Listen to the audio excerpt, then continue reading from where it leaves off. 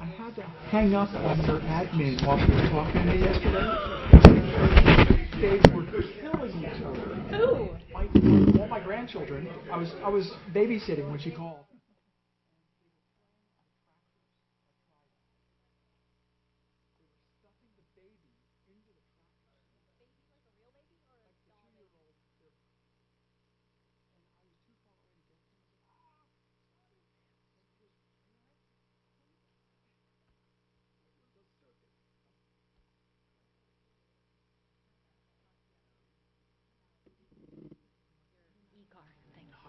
Oh, okay. Stephanie, you ready?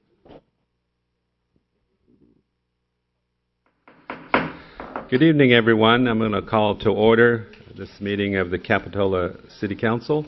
Welcome everyone who's in the chambers and who may be watching on television. Before we begin, I did want to announce that the meeting tonight is being broadcast live on Charter Communications Cable Channel 8. It will be rebroadcast at 8 a.m. on the Wednesday following, and at 1 p.m. on the following Saturday. Those will be on Charter Channel 71 and Comcast Channel 25. And folks can also watch it live. It's being streamed at the city's website, www.cityofcapitola.org, and clicking on the homepage link, Meeting Video. So with that, let's begin with a roll call, Liz.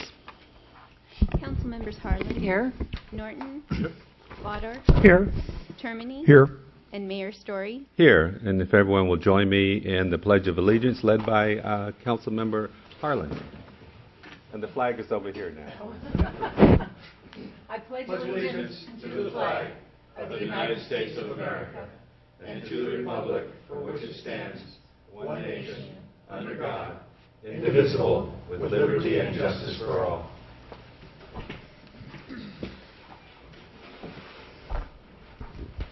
Thank you. And let's have the report on closed session from the City Attorney. Thank you, Mayor Story. The items that were discussed in City Council's closed session this evening are those listed on the first page of the Council's posted agenda. The Council had a discussion with myself, Assistant City Attorney Barbara Choi, and the City Manager concerning ongoing property negotiations for the conveyance of the New Brighton Middle School Gymnasium from the City of Capitola to the Soquel Elementary School District. We provided the Council with a status report on those negotiations, took instructions from the Council with regard to those ongoing negotiations, and the Council took no reportable action on that matter in closed session.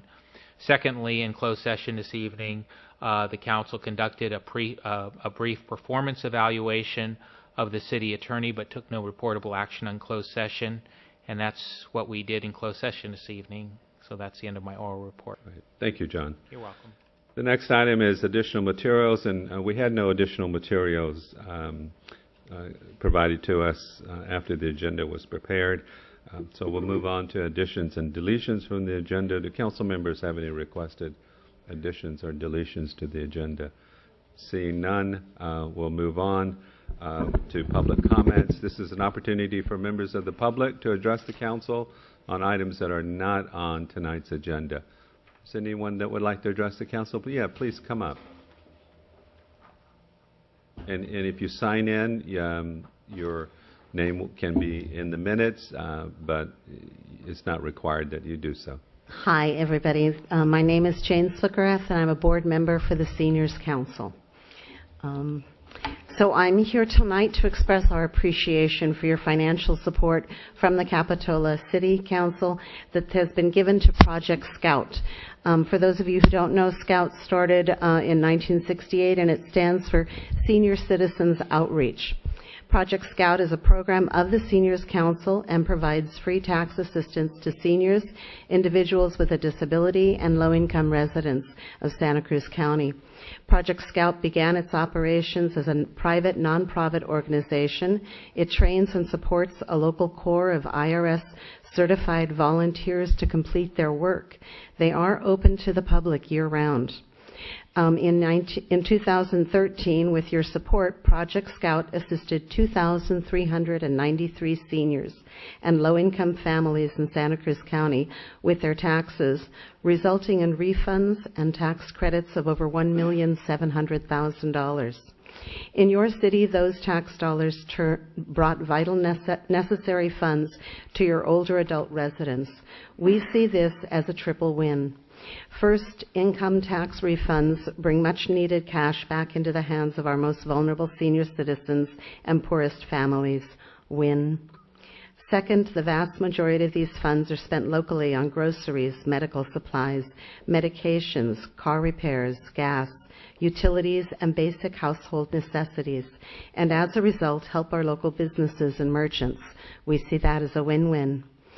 Third, refunds spent in your town turn into sales taxes that come into your city coffers, helping you to continue the good work that you do as a city. We see that as the triple win. Project Scouts volunteers are assisting seniors and families at sites throughout the county with their 2013 taxes. I'm here to share with you our 2014 tax site schedule and want to highlight that we're in Capitola at the Mid-County Senior Center on Tuesdays until April 15th from 10:30 a.m. to 2:30 p.m. at 829 Bay Avenue in Capitola. Thank you all for your support for your community seniors through important programs like the Senior Council's Project Scout. Thank you very much. Well, thank you, Jean. Thanks for coming and telling us about the work of Project Scout and for your service on the Seniors Council Board of Directors. And I was wondering, could you give us those dates at the Mid-County Senior Center when Project Scout will be there? It's every Tuesday until April 15th from 10:30 to 12:30 at the Mid-County Senior Center in Capitola. Thank you. You're welcome. Thank you so much. Is there anyone else that would like to address the council? Seeing none, I'm going to close the public comment section of our agenda and move on to City Council, City Treasurer, and staff comments. We'll start with council members. Any reports or comments by council members? Yes, Mike. I want to remind everyone that this weekend, April 5th and 6th, we will be hosting Operation Surf for the wounded warriors of the armed forces. Come on out, say hi to them, and I guarantee you it will move you to a point that you've never been. Trust me. Right. Thank you. Anyone else? Yeah, see none. City Treasurer? No comments. Okay. Staff? No comments.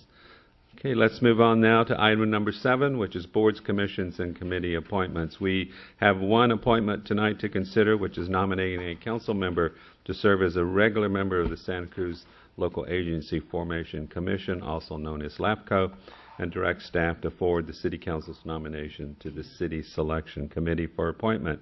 The recommended action is to nominate a council member to serve as a regular member of LAFCO. Is there any further staff report? I think the only thing I would add is that the council, the final appointment to LAFCO is made by the city selection committee. There are, I think, 2 city members, and those revolve around the different cities, and we take different turns. So Capitola's turn for the seat will be coming up this time, and I know Councilmember Botorff served as the alternate city representative during the last term. Mr. Mayor, I'd like to nominate Ed Bardoff as our representative on LAFCO, please. I'll second that. There's a motion and a second. Does any member of the public like to address the council on this motion? Seeing none, I'll bring it back for, we'll just have a voice vote. All in favor of the motion? Aye. Aye. Any opposed? The motion passes unanimously. Thank you, Ed, for taking on this role, and good luck. Thank you very much. Bring us Home Depot. Next is I'm sorry. I let the cat out of the bag. I'm sorry. Our secret plan is out now. Your job just made a little bit harder after the right. Next, we'll move on to the consent calendar. These are items that will be taken with one vote unless an item is pulled. Does any member of the public wish to pull a consent item for further discussion? Seeing none, council members? I'd like to pull item B, please. Item B, and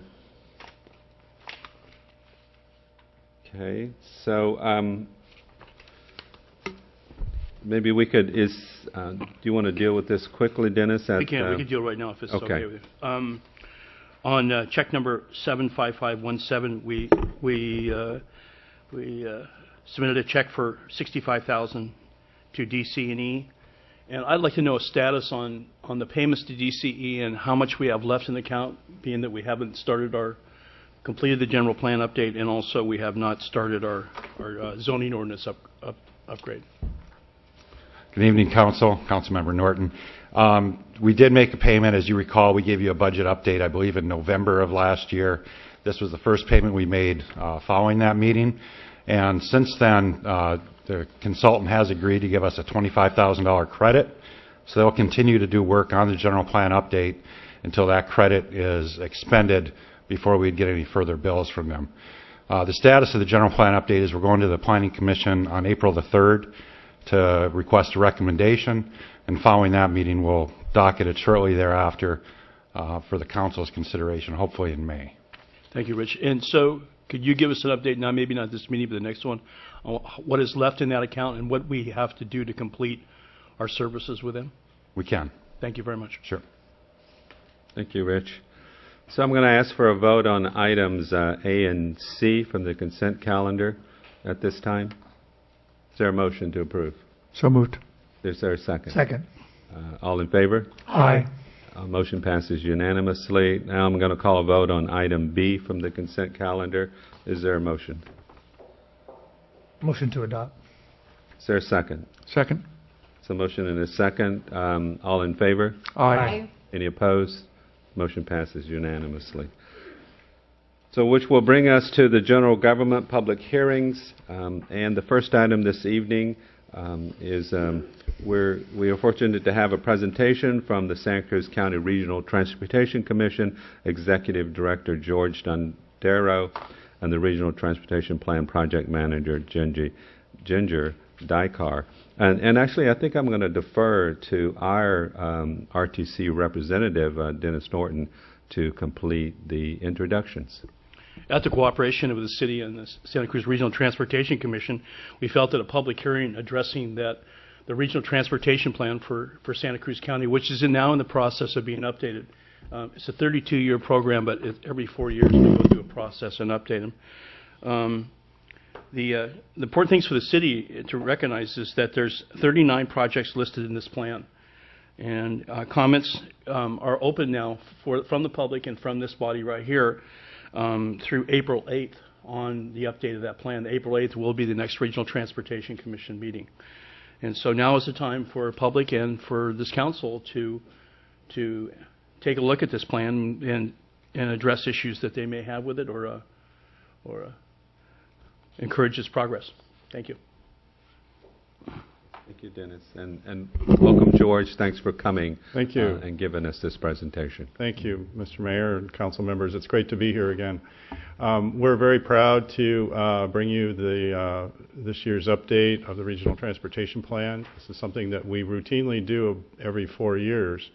But what's not routine about this plan, I will leave to Ginger to explain to you. But we really took a fresh start on this plan update. And it incorporates a lot of new ideas and new principles that we have not used in the past. I think you'll find them very pleasing.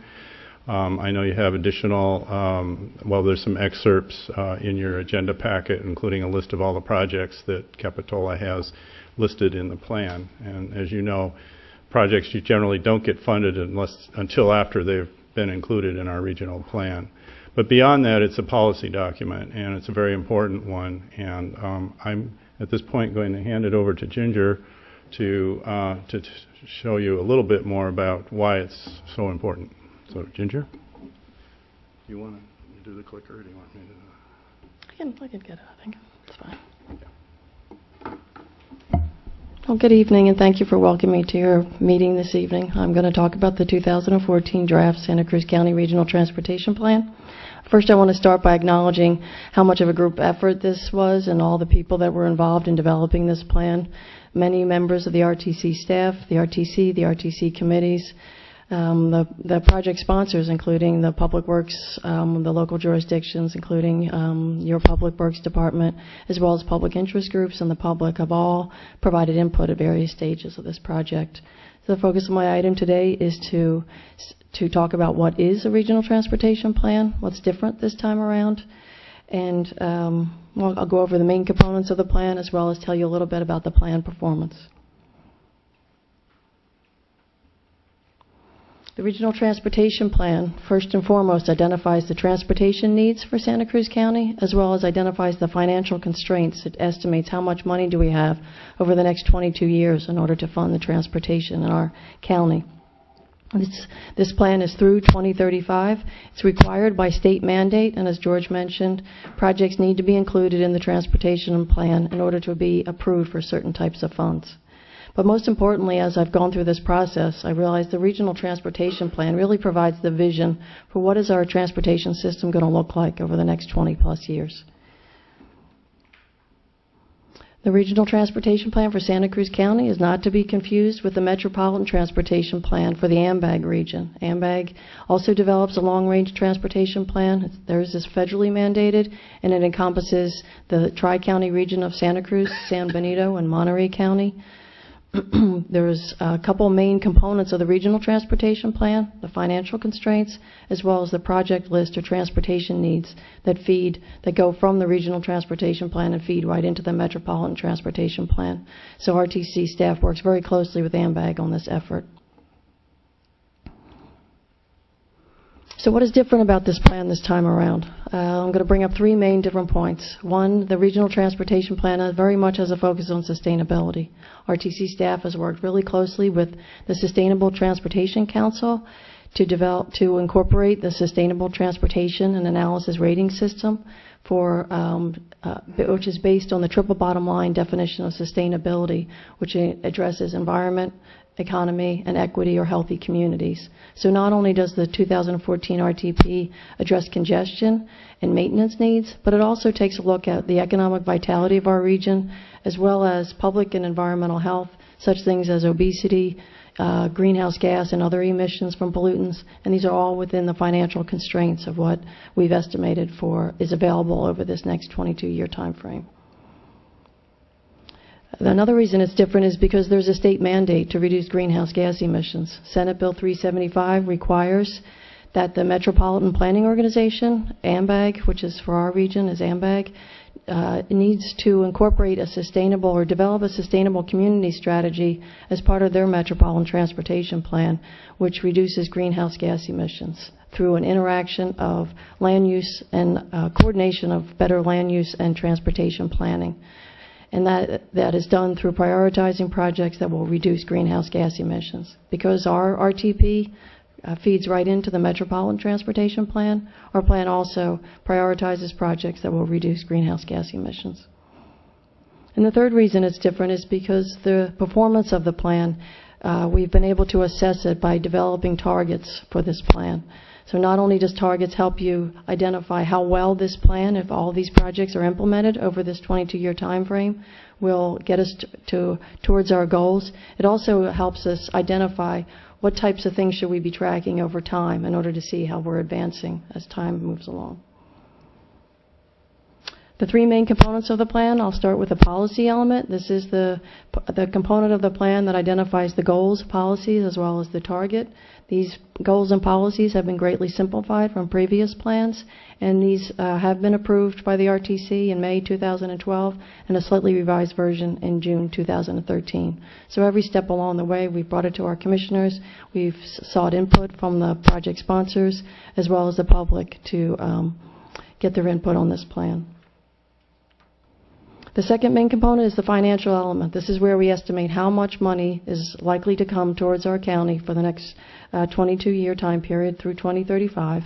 And the estimate is there's $2.7 billion that's available in revenue through 2035.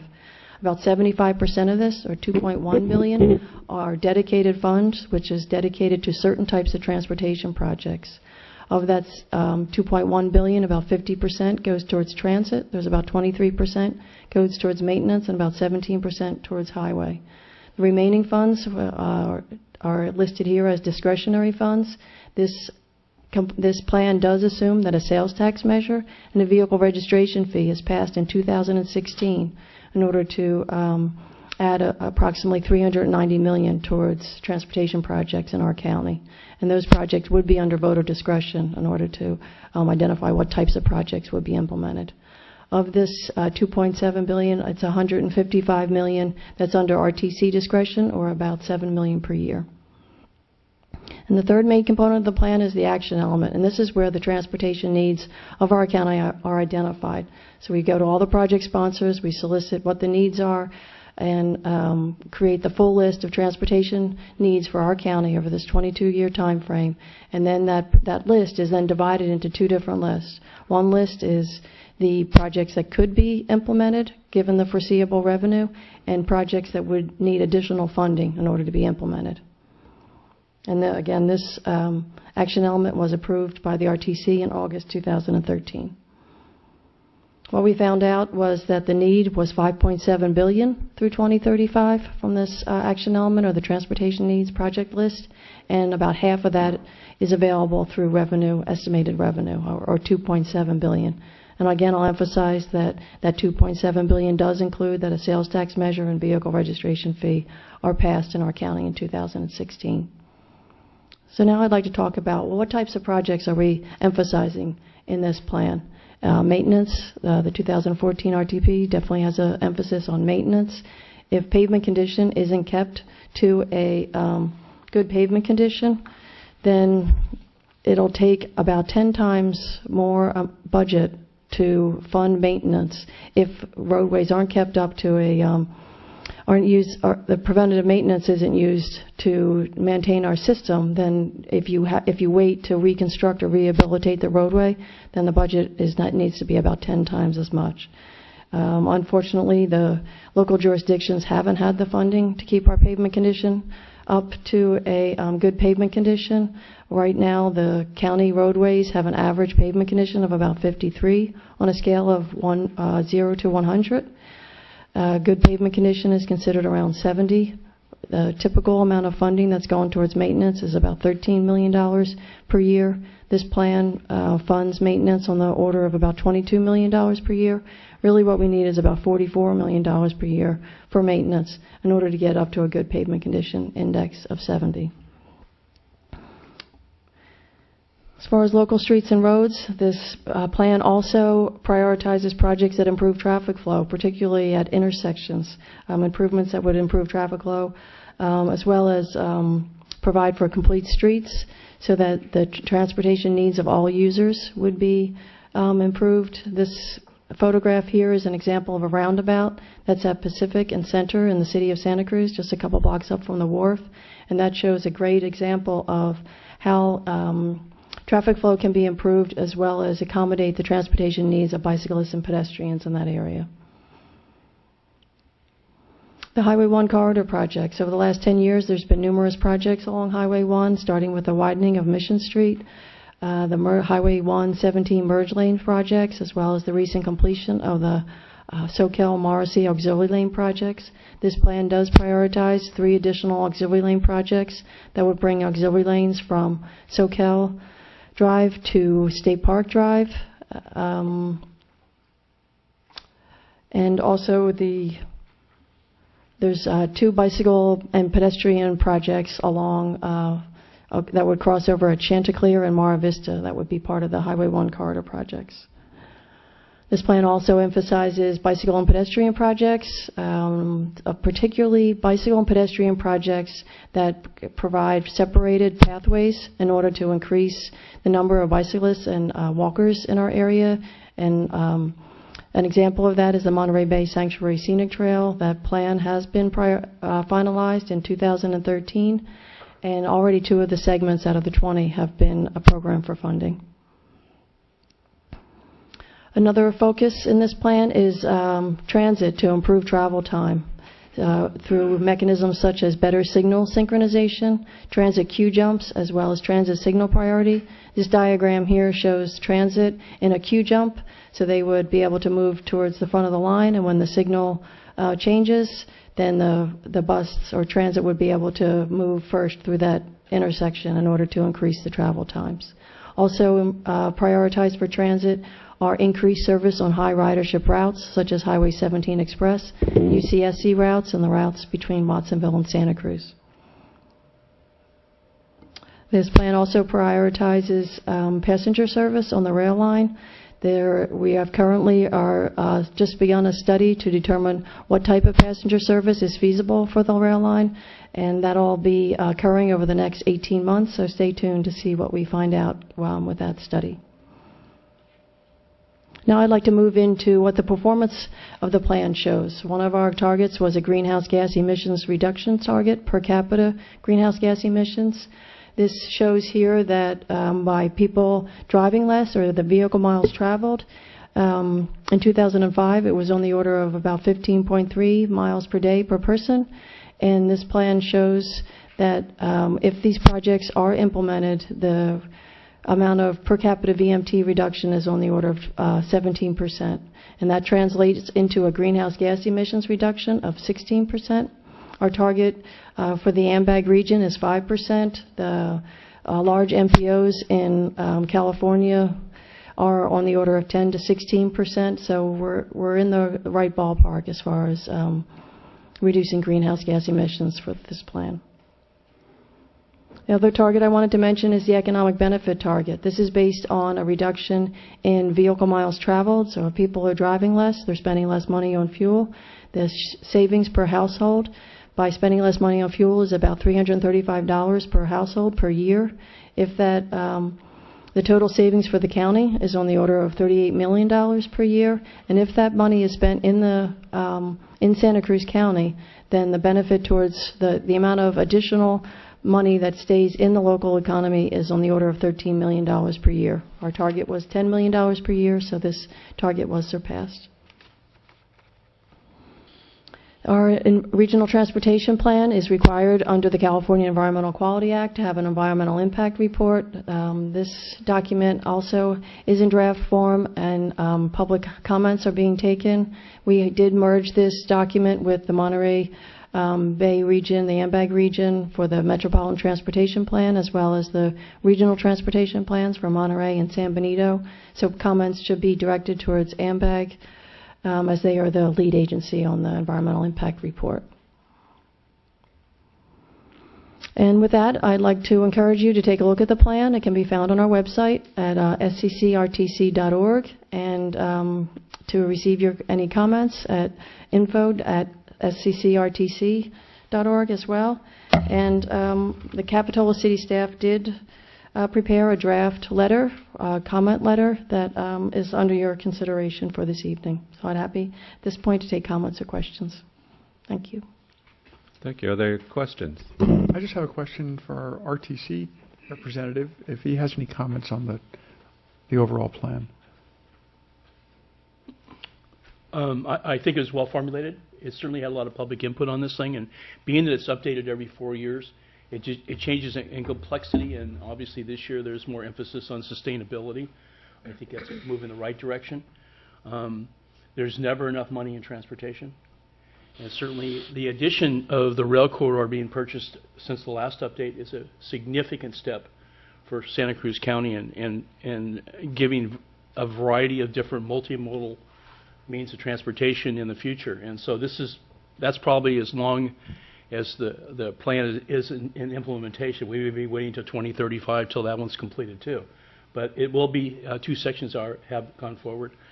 The one issue in here that I would like to address, and maybe Jamie can address the comments that we had in his letter first, and then I'll go that one. Sure, Councilmember Norton.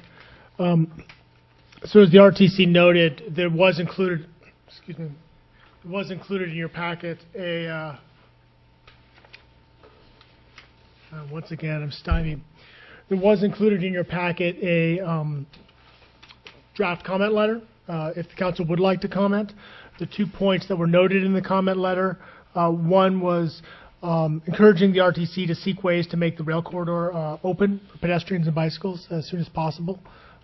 I did think in staff and Steve in my review of the document, we thought that point could be emphasized further in the RTP. The other comment that is suggested in there is that the city has noted significant impacts to our local roadway each afternoon, particularly in the eastbound direction as users tend to avoid the highway and cut through our town.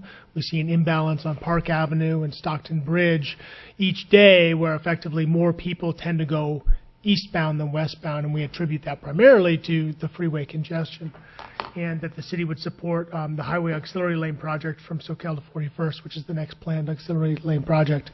In addition, we could add to the comment letter any other comments that do come out of the hearing this evening.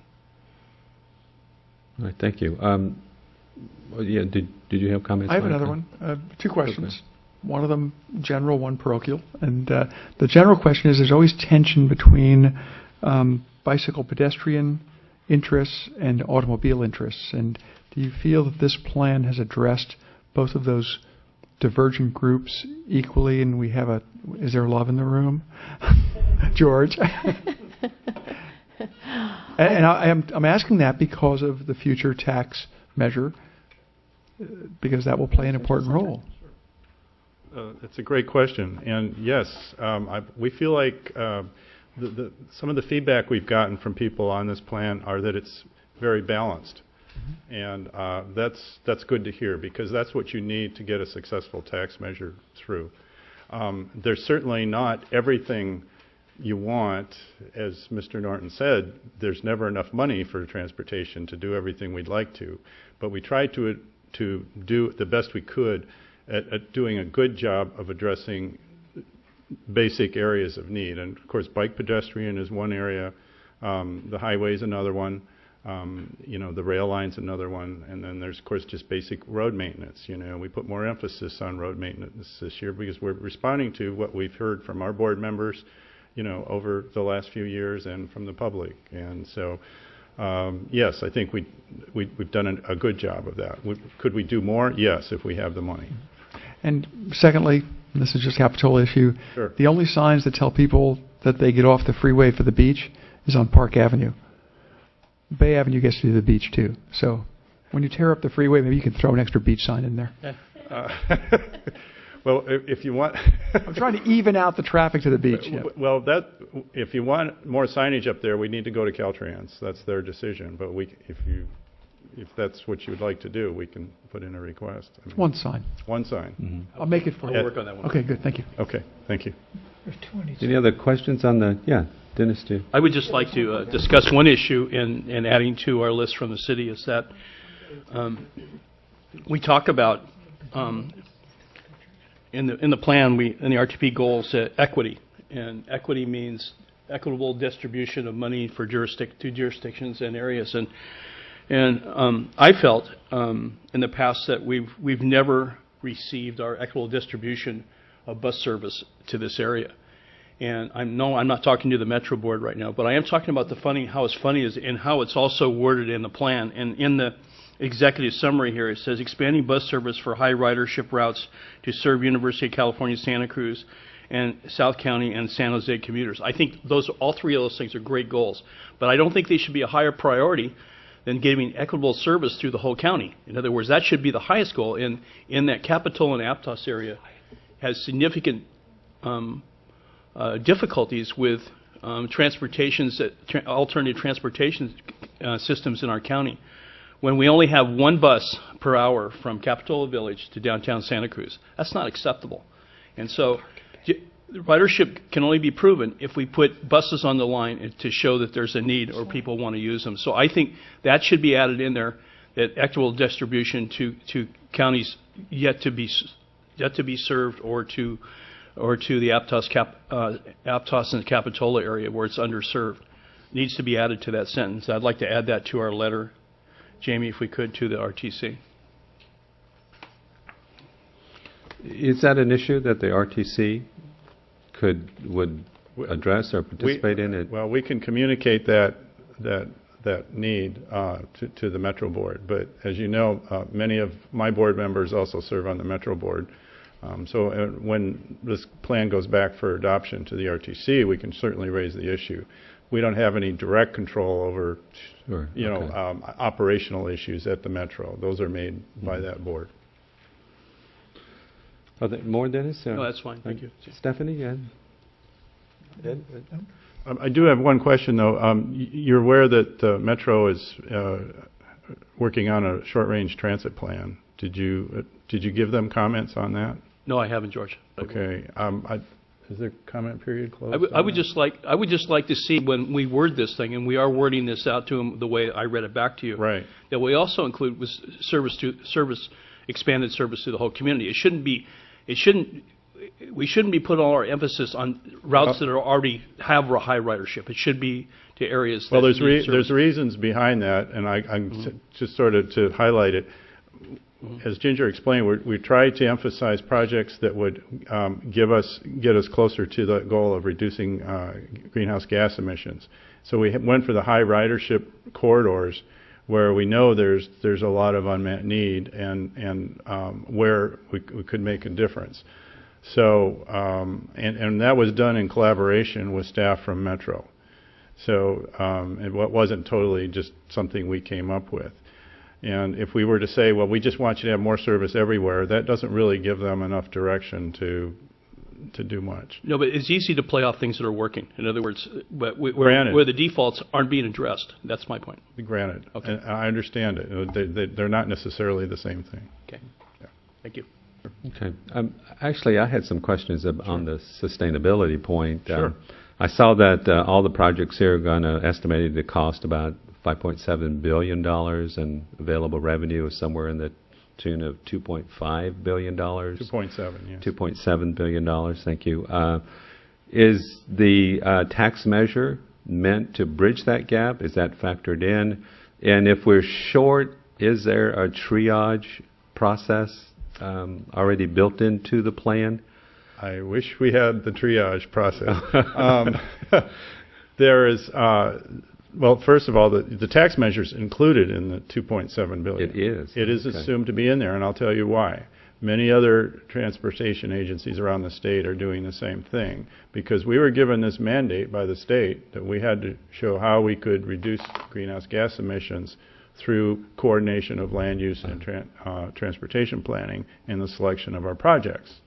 Well, we were given no extra money to do that, and as all of you know, this takes... in order to reach those goals, and by the way, 16% is laudable, but it's only a beginning to where we really need to get in terms of having any impact on climate change. But in order to do this, we need to make investments, and serious investments. And so both in transit operations, both on the rail line, and bike and ped projects, all these things take money. So our message to the state is, yes, we can do it with this money, if we have the money. And by the way, we'd really like you to reduce that voter threshold down to something less than 2/3, because it's really not a reasonable target to make in a lot of counties. Right. And I work closely with about 18 other counties that we call ourselves the aspiring counties, because we all aspire to have a tax measure. We're the sort of the second tier. There's a lot of the state already has measures in place. But that 2/3 threshold is a tough one to make in any county. Yes, as we know. And of course, it sounds like the tax measure is even more critical to the plan than... it's very critical. Right. It's very critical. And we hope that this plan will align pretty well with priorities for, if we do run a measure, for the types of projects that will go on to that measure. Because the public will not support a measure unless they know what they're going to get for their money. So this is sort of an introduction almost, in a way, to that effort. And George, my follow-up question is, a lot of the source of the funds for these projects are gas tax monies. And if we're going through all this effort to reduce mileage, reduce greenhouse gases, convert to electric vehicles, the source of funds from the gas tax are going to go down. Absolutely. Is that factored into any of these numbers? And what is the alternative plan if we're successful? Well, it's not factored into this plan because, but it is being discussed seriously. We had a statewide conference of folks like myself and the chairs of our commissions just a week ago over in Monterey. We spent a whole day talking about a replacement for the gas tax, which is a vehicle miles traveled tax or VMT tax or road user charge is also goes by. It's the state of Oregon's implementing phase 1 of that, and what they're doing is applying only to vehicles that get more than 55 miles to the gallon, which of course includes the all-electric cars. And they're basically that's where they're going to start. So those folks only will apply. I imagine that their eventual plan is to totally replace the fuel tax with that. State of Washington is also working on that direction, and they've asked us in California, hopefully, to get on, start working towards that. It's been recommended for at least the last 10 years. It's been a political third rail item for a long time. Nobody in Washington or in Sacramento wanted to talk about it, but I think people are starting to get the message that the gas tax is broken. It's lost so much, it's lost almost 40% of its value since the last time it was raised through, at the state level, through inflation, eating away at the buying power of it. Plus, as you know, cars are getting better mileage and people are buying electric cars. So all this does not bode well as a source of income, of revenue to support new transportation projects. Well, it sounds like there's some critical funding policy there issues on a global scale that need to also be addressed. And we work on those as well, but we can't change those at this level. Right, so of course. We're working with what we know today. So. Well, and maybe coming back more provincially, I had one, and maybe this is contributing to sustainability, but is the RTC, and particularly where the rail trail is concerned, the bike and pedestrian network that was mentioned. Yes. Is the RTC amenable to partnering with local jurisdictions such as Capitola? The rail trail goes right from one side to the other. And I think that maybe this council or future councils would maybe be very eager to partner and maybe help develop that, within our community. Yes, we absolutely are interested in partnering. That's a major project. And it's a very high-profile project, and it will also help contribute a lot towards reducing people's driving. Yes, absolutely. I mean, I would just like, maybe we could, in item number 1 in the letter, if you think that's okay, George, is to mention encouraging some sort of partnerships between the jurisdictions to increase, and particularly on the rail trail, the pedestrian and bicycle network. We're also interested in partnering with nonprofit organizations that want to raise money for the trail, so we can put that out there too. Okay. And the city of Santa Cruz has stepped forward in the first phase in doing that. Yes, we have two segments that are funded, one in Watsonville, one in Santa Cruz. And I believe some of the funding for the Watsonville segment came from the Land Trust of Santa Cruz County. So, Well, that's In fact, great. it's those jurisdictions that get their phases in first because they step forward. It wouldn't be a bad idea Right. for Capitola to step absolutely. Right. Okay. Yes. That's great to We hear. look Yeah. forward to round 2. in. George, is there any discussion out there about user fee? In addition to what I just discussed Yeah, regarding... just relating to user fee for transportation systems. Well, yeah, besides the mileage fee, there's also, actually there was a proposal floated earlier this year. It was withdrawn because the polling said it just wasn't going to get support from the voters.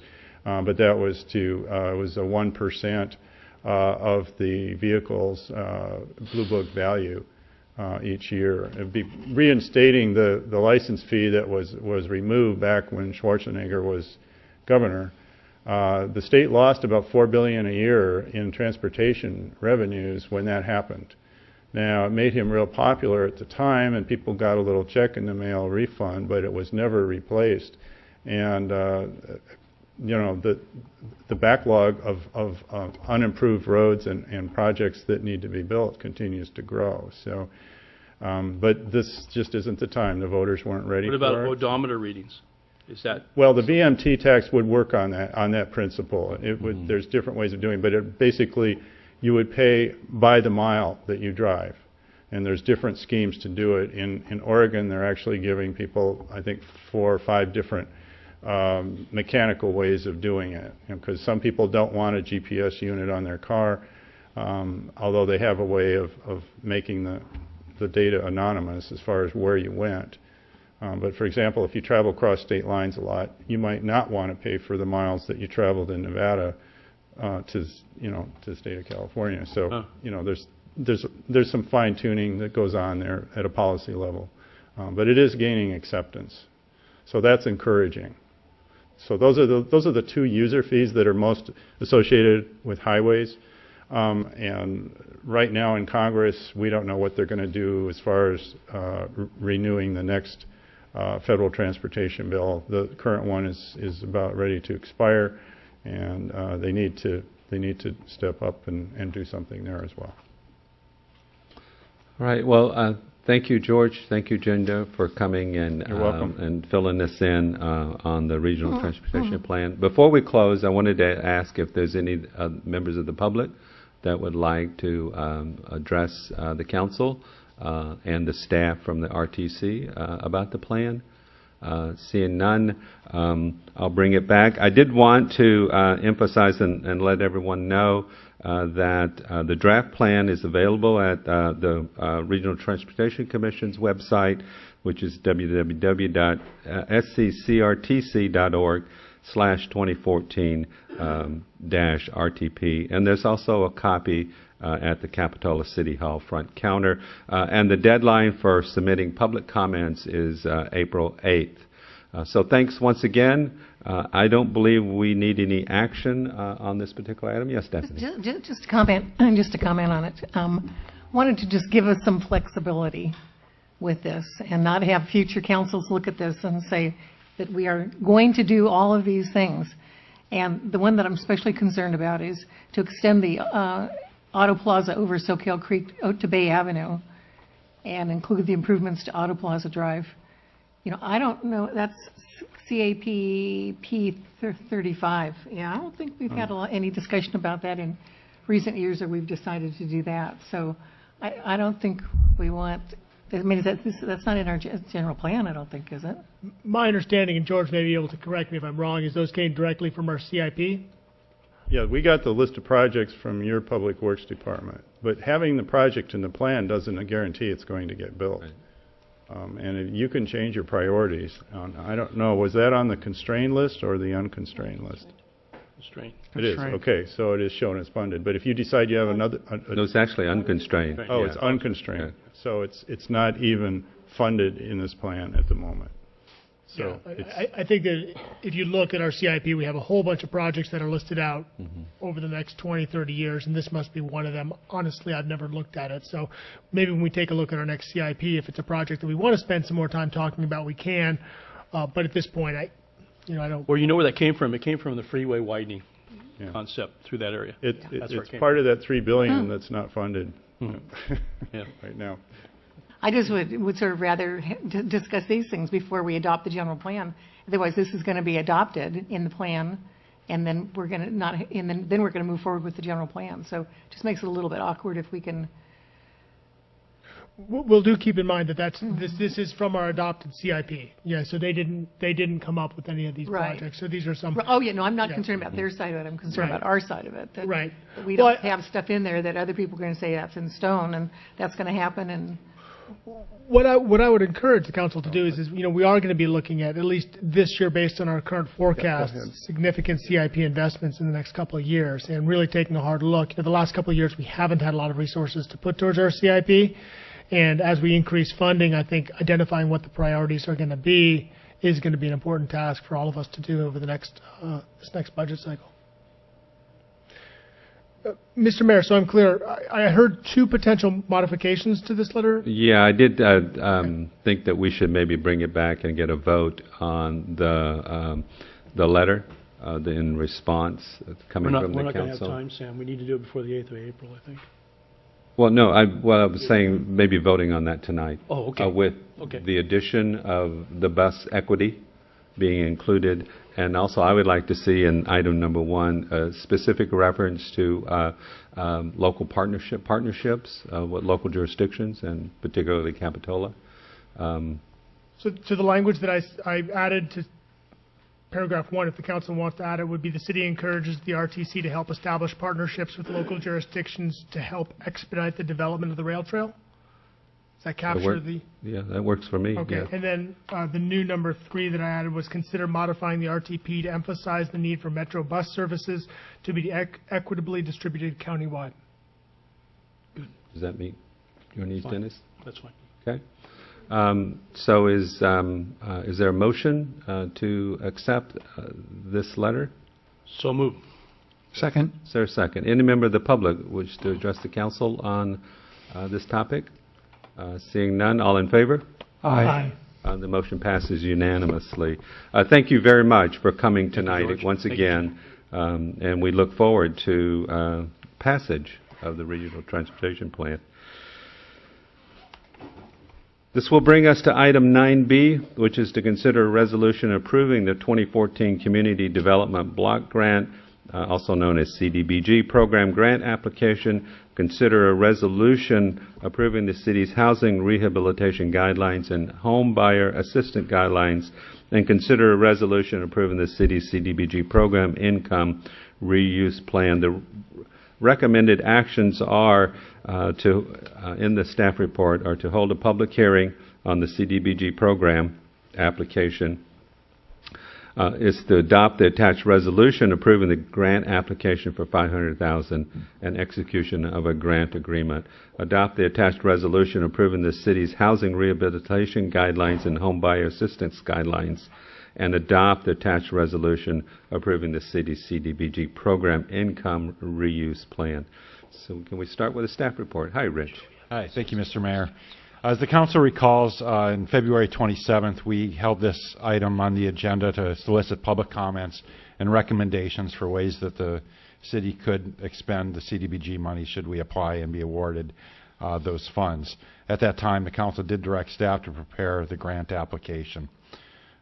This current grant application for 2014 and 15, these are accepted on an annual basis. Grants are not to exceed $2 million. And the term of the grant would be 3 years. The project that we propose to fund with the CDBG grant would be to reinstate the housing rehabilitation program and the first-time homebuyer program. As the council knows, these programs were defunded in 2011 when we lost our redevelopment home monies. We would propose to submit a grant for $500,000 to afford the 2 programs for up to 3 years. This number is based on the amount of money that we have traditionally put into these programs when they were active. The city can apply for additional funds if we go through the $500,000. However, it's a little bit more tricky to give back the money if we don't spend it all. So staff's recommending that we apply for $500,000 and hope we can spend it and go for more if needed. The application components are that the CDBG program requires that we do adopt housing rehabilitation program guidelines and guidelines for the home buyer assistance program. The city traditionally has had these guidelines. We simply updated them based on new CDBG requirements. We've submitted them to the state and they've accepted them. That's attached to your packet this evening. We also had to develop CDBG program income reuse plan. Again, these are updated from former guidelines that the city had, and we would have the ability to amend them in the future. Finally, our recommendation is that the City Council adopt a resolution authorizing staff to make the application submittal, adopt resolutions to approve the guidelines and the CDBG program income reuse plan. That concludes my presentation. All right, thank you, Rich. Other questions? Yes, Dennis. Rich, in the past, the first-time home buyers program has not been very successful in the city, and we don't have a lot of takers. Why do we think it's going to be successful now than it wasn't in the past? I think it's still going to be challenging. I mean, there's a narrow group of people that fit into that program because of the income limits, the limits on the amount of home price that you can buy. There are some people, though. I mean, it could be used to purchase a mobile home or a one-bedroom condo. It's just not going to help a lot of people out there. The one good thing about this grant is that the money's interchangeable, so we could theoretically spend all $500,000 on rehab projects or a first-time home buyer if they come in. So we have flexibility to move. So the wording we're looking at here is really just a means of getting a total grant. And so we're including the term first-time home buyer even though we may not ever do it? Is that what the intent is?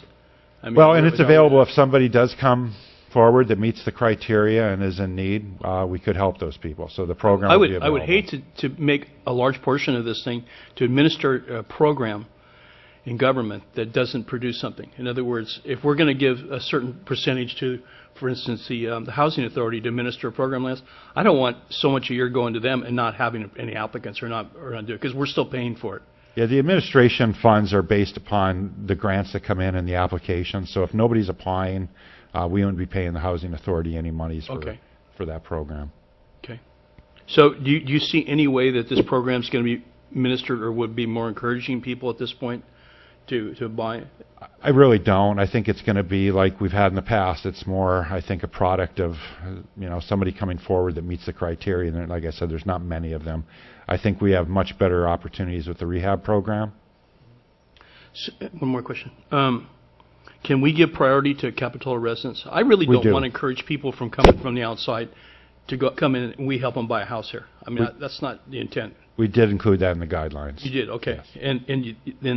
And state and federal are okay with that? They were. Okay. Okay. Thank you. Yeah, Michael. Rich, do we have any possible rehab programs on the horizon that we're looking at? There's none that I'm aware of. I mean, typically, based on my understanding, they're smaller projects. Somebody needs accessibility in their mobile home or a re-roof on their house, something that's a code violation. They're typically smaller projects that come in. I know that the project on Bay Avenue is a huge success, due wholly to us getting the CDBG grant to help them along, and that is a total home run. And I'm thinking of the Park Avenue affordable housing that we have, helping them perhaps do some improvements. Right. This is a different program than the Bay Avenue Senior Project. You'll recall our housing rehab program that we've had for years is really these $10,000 to $15,000 loans we put in place, primarily in the mobile homes, helping folks make the accessibility improvements, access improvements, those kinds of things for low-income folks to make sure that they can sort of age in place. It's very often what they are. The Bay Avenue Senior Project was obviously a much larger project, and it was a standalone application by itself. I'm just questioning $500,000, and like Dennis said, I was going to mention that first-time home buyers, have we in the past had, a robust program for those small rehab jobs? Because I haven't seen them. Has it really? Yes. Okay, great. I think historically we spent between $50,000 and $75,000 a year. This is a 3-year program.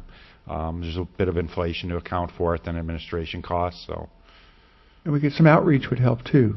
We're going to do that as well. That's great. Yeah. Thank you. And is it possible that this IDA program could assist some of the Surf and Sand residents, since they're going through a subdivision now? It would assuming that it's a $300,000 purchase limit, right?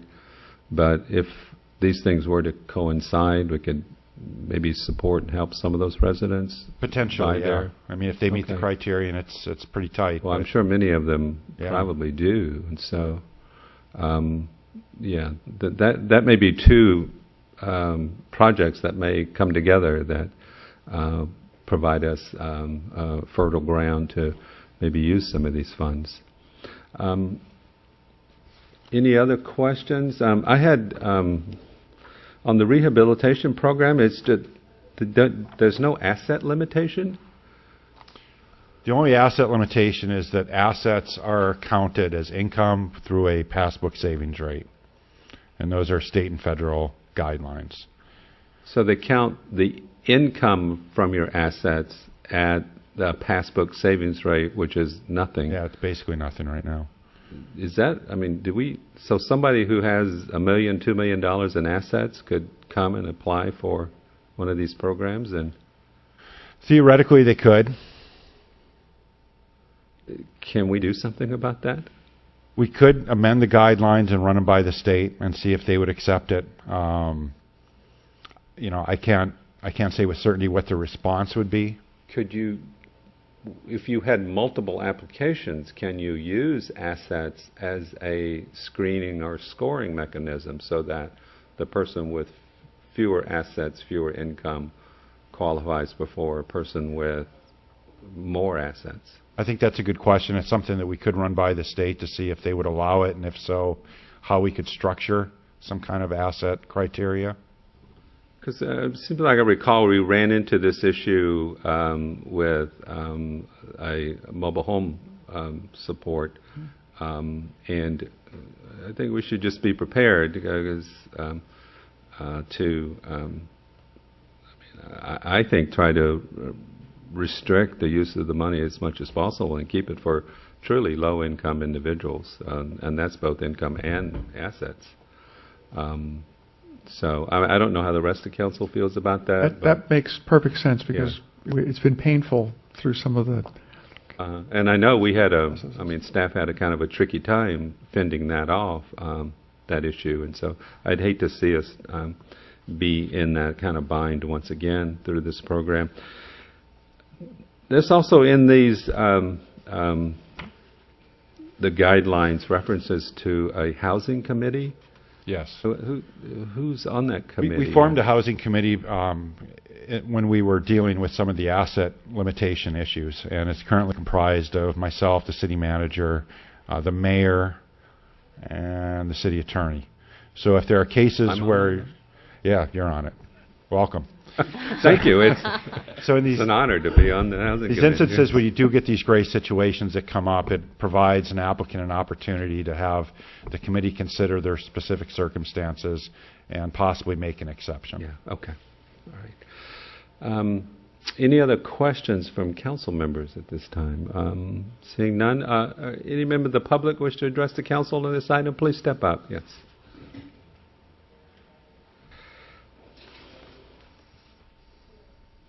Hello, I'm Barbara Obey, and I came to this meeting especially to hear about this program. After reading in the newspaper, I realized that that's a program that I could possibly qualify for, and I'm looking for housing. My problem is I live in a section between here and Santa Cruz. I'm not Santa Cruz and I'm not Capitola. It seems, I feel like this whole area is my home, but if you're going to just keep it for Capitola residents, people like me don't have a chance at it.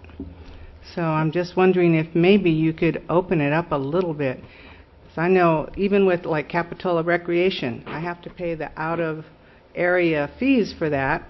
I also have to pay out-of-area fees for the Santa Cruz one. So I'm in a little section right there that nobody really claims. So I'm just wondering if that would be something you'd be open to, opening it up a little bit so that maybe that section even could be a part of what you're doing. Yeah, well, thank you. Is there any possibility? I mean, if we found that there weren't any Capitola residents, I mean, but the property would have to be in Capitola under the terms of the grant. That's correct. We Right, can only grant That's money not a within the problem. city limits. Yes, The county okay. would administer the area in between Santa Cruz and Capitola. However, if we had a potential first-time home buyer that wanted to purchase in Capitola, we could certainly consider them. There's nothing that would prohibit I think it. the county has the same program They already do. in place through the Housing Authority. So that's where you could go there now. That you could Yeah. actually. Yeah, The county does have a program for your area, so, Okay. yeah.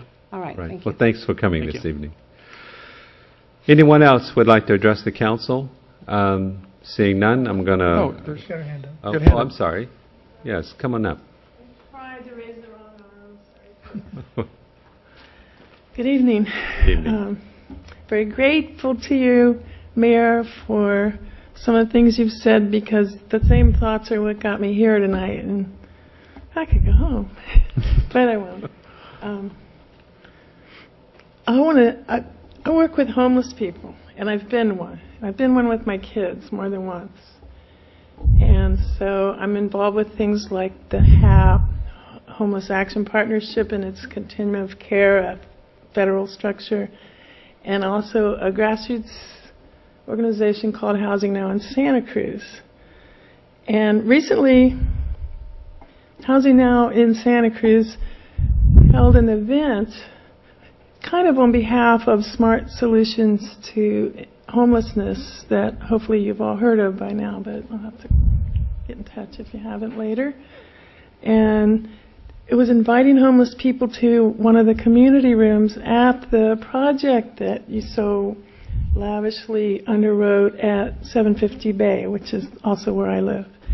And I didn't really think anybody new would come, because I've worked with this population, and it takes a lot to get someone to do something optional with strangers with no sustenance or support.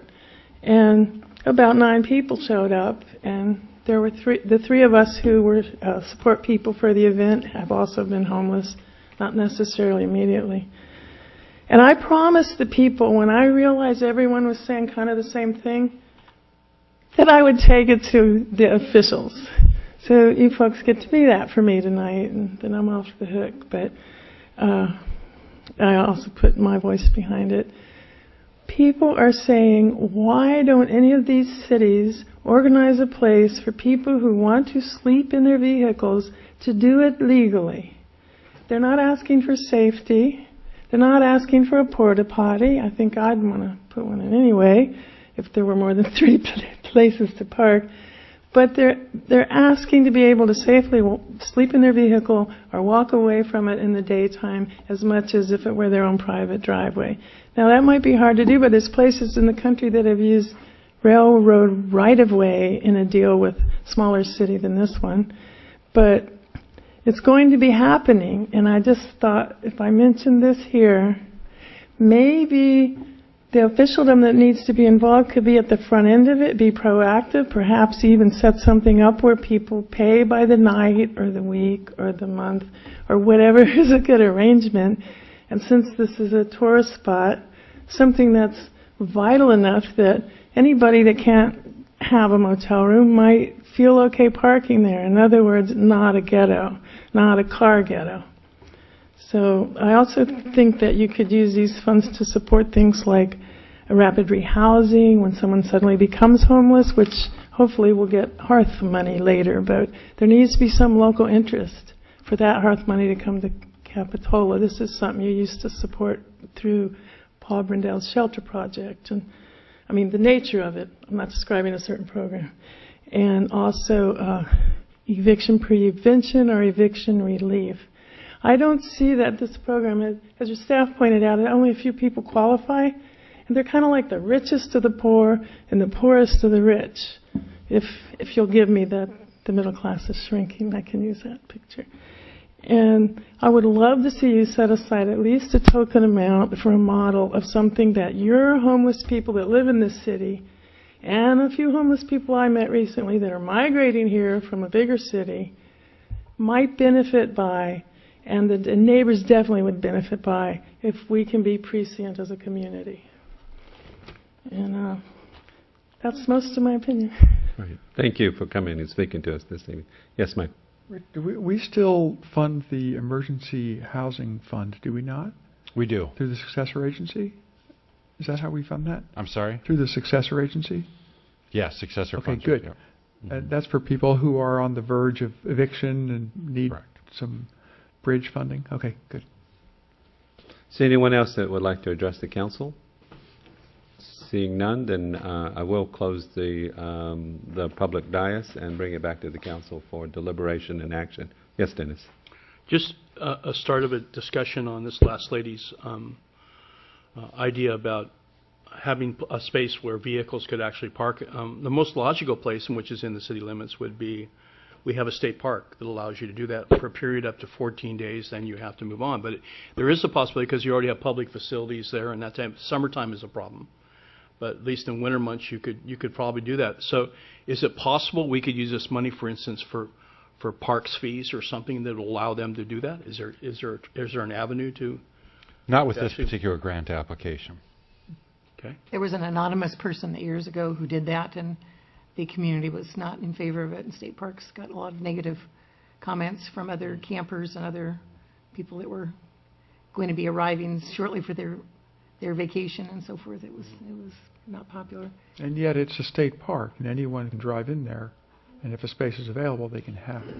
So I don't think discriminating against what the financial situation is of the person behind the wheel, there's absolutely no grounds for that. You have a quick... But kind of part of the answer.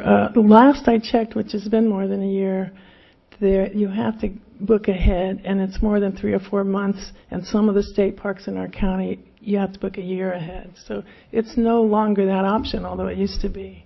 That's true in the summer or spring or fall, but like the wintertime, I knew, and still is, a lot of Cabrillo students that live out of their camper in that state park. They do there, but you're right. That it's only certain times a year that you can do without reservations. So.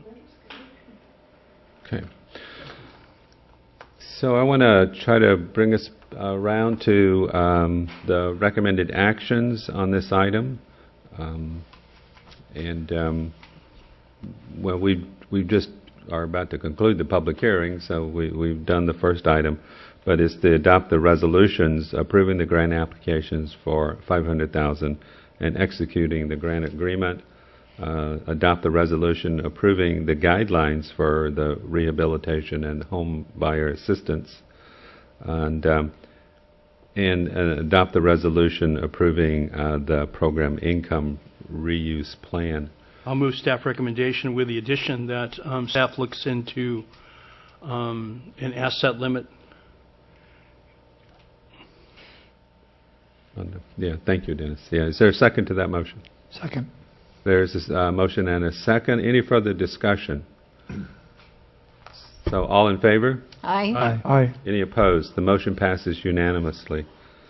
Thank you, everyone, which will now bring us to item 9C, which is to consider a resolution approving the agreement and election to pre-fund other post-employment benefits, OPEB, through the California Public Employees Retirement System, CalPERS, and consider a resolution approving the delegation of authority to request disbursements, authorize $42,000 to be deposited in the California Public Employees Retirement Benefit Trust Fund, and approve amending the city's investment policy to reflect contributions made to a qualified OPEB trust fund. The recommended action is to adopt the resolution, which authorizes $42,000 to be deposited in the CalPERS CERB. Did I pronounce, is that how they say that? I believe so. Oh, okay. And CERBT, and approve amending the city's investment policy to reflect contributions made to the qualified OPEB trust fund. And staff report? Good evening, Mayor, Council. You may recall several years ago there was a new Governmental Accounting Standards Board pronouncement, GASB Statement 45. This required the city to have actuarial reports done every 3 years and also reports the information on the financial statements. This was in relation to retiree health care. Right now, the city of Capitola contributes $119 a month per retiree. We have approximately 19 employees who are taking advantage of this benefit, which is close to $27,000 a year. And this benefit is the minimum cost that can be contributed to the plan. Some agencies might require, through negotiations for employers, to give a larger percentage of health care benefits. For instance, they might fully fund a retiree's health care. Capitola only pays the minimum required contribution of $119 to maintain access to PERS medical care. As part of the last budget cycle, Council approved a contribution of $30,000 to an OPEB trust fund. And at this point right now, we're looking at options for OPEB funding. Just as a recap, some of the reasons for pre-funding includes the long-term investments to help mitigate the long-term obligations that will come about as healthcare costs rise and increase over time with the number of retirees. We're able to get higher investment returns through a trust fund, and we'll see a reduced liability on our comprehensive annual financial report. While it may be a little bit difficult to read, an excerpt from the report is there, which is showing our actuarially accrued liability of just over $1 million. And that was as of our last financial statement dates. One thing to note, that this was based on a pay-as-you-go basis. This is what we're doing right now. We're paying close to $27,000 a year. And if you look at our new actuarial assumptions, our actuarial liability would be just over $1 million for this next coming fiscal year, and the actuarial contribution would be calculated to be $97,000. If we were to invest, we would be earning a higher rate of return. Rather than seeing that $1 million number on our financial statements, you would see $776,000 or $657,000. And that would look better from us from a perspective of loans. We looked at 3 different plans. We looked at the SPURT plan, which is operated by CalPERS. They provide us with the city's retirement benefits. We looked at Public Agency Retirement System, or PARS. They provide retirement for the city in lieu of Social Security benefits for the temporary and seasonal employees. And we looked at ICMA, the International City County Management Association, which also has an approved OPEB fund, and they provide the city with deferred compensation plans. Some of the things that we looked at include the number of clients who are participating in the different plans.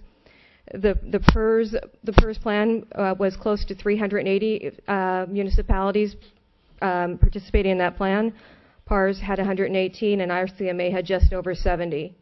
The total assets for the PERS plan was $3.8 billion, where as you can see, PARS is about a third less than that, and also ICMA had $325 million.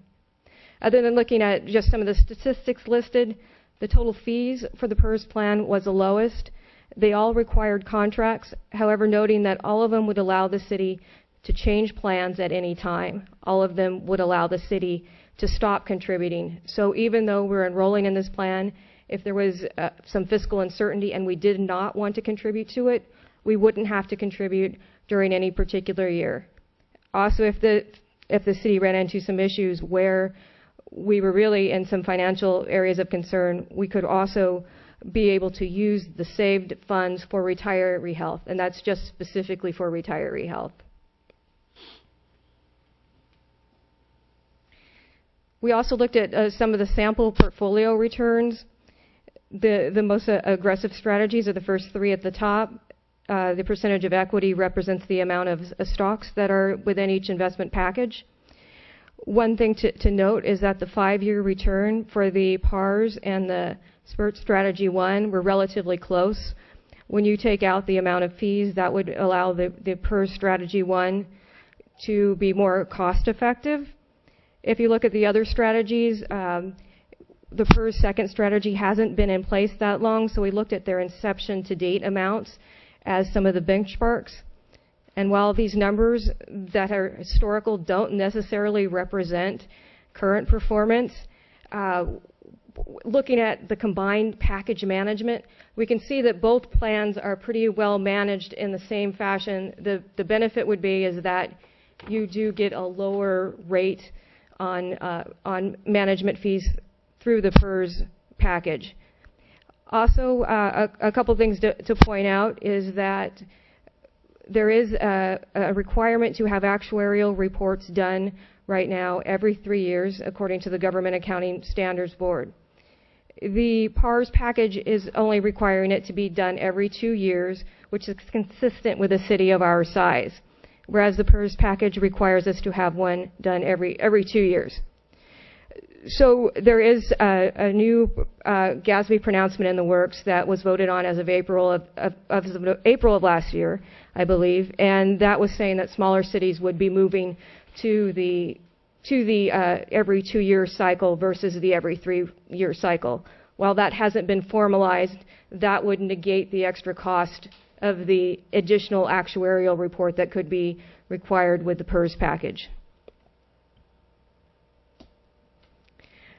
Our recommendation this evening is to go with the PERS package, largely because of their extended history of retirement investments. Historically, the investments pay about 70% of the PERS pension cost, and the projected long rate of returns are between 6.39 and 7.61%, with 7.61% on the recommended strategy that we're looking at right now. It has the current largest number of participants in it. The PERS strategy offers 3 plans for easy selection. We can access our information online, so when we wanted to look at, if we wanted to look at this on a monthly basis, we can incorporate the investment returns or the cash balances on our monthly reports or quarterly reports.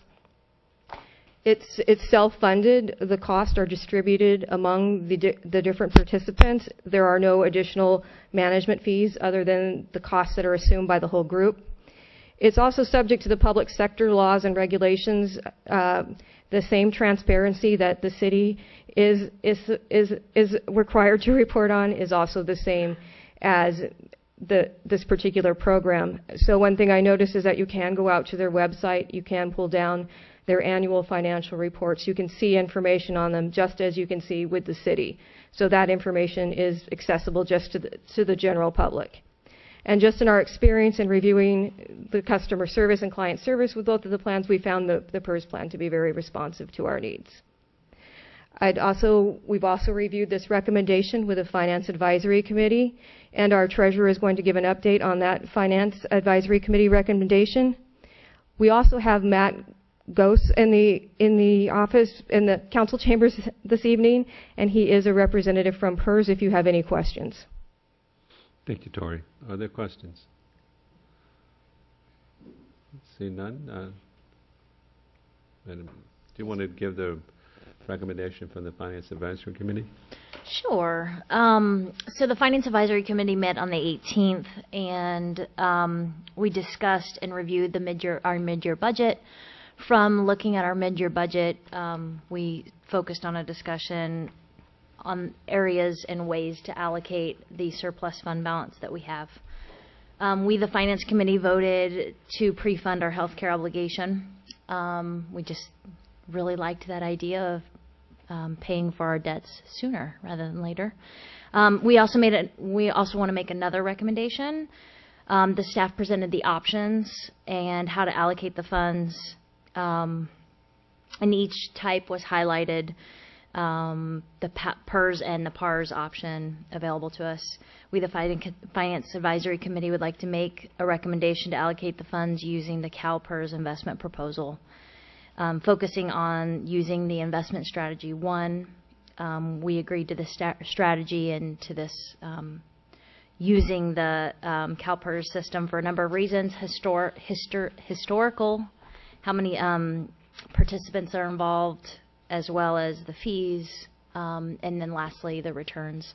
What's really important to notice on that return number, the chart that talks about the returns, is they're not really apples to apples comparison, because some of them use a different time period. So someone could take the lower part of the market and returns and the higher part, and then it just looks like they did better. So it's not all apples to apples. The quarter is and the 5-year is, but so we really looked at kind of those returns, but returns being last.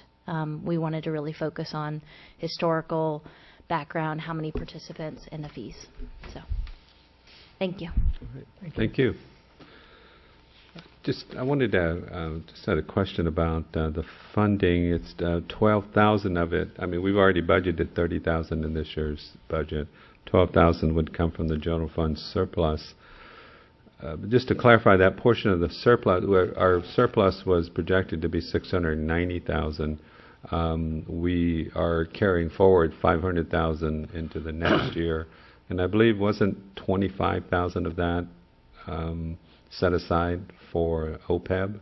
What we originally brought to the FAC was a $25,000 estimate, and what you may recall in some of the slides is that depending on how aggressive the portfolio is that we chose, it could require an additional contribution. If you choose the strategy, which is supposed to yield the maximum return and for the longest duration, that one had a lower actuarial recommended contribution. So we're putting in what the actuary is actually recommending. So the additional pieces from that 25,000 will be left still in the pie to allocate for other uses. Okay, so this 12,000 is coming from the 190 that we retained in this year's budget. When you look at you can say that it's coming from the 190 that we retained, or what we're projecting to be the total 690,000 surplus. But this is not in addition to the 25 we talked about. This is in lieu of the 25. Oh, this is in lieu of the 25? Yes. Yeah. Okay. The 25 was the initial estimate before we'd looked into it too closely of how much it would take to fully fund the actuarial liability this year, the payment. When we dug into it further, it turned out that it was a little bit less. So. Okay, so the action tonight would actually free up, potentially, that 25 that we had talked about, dividing that $500,000 pie for next year's budget. Thank you for clarifying that question for me.